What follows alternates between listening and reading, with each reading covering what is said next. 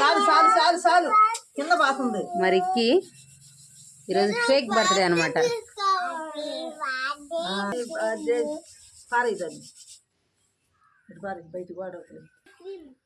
త్వరగా తిని వెళ్దాం, బస్సు వచ్చింది. రిక్కి కేక్ కట్ చేసాడని పక్క పోయేటప్పుడు అందరూ చెప్తా ఉండ స్కూల్కి వెళ్తారు.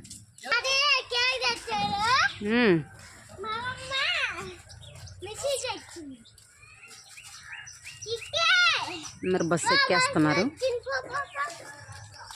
మేము బస్సు కోసం నడుచుకుంటూ వెళ్ళాలి.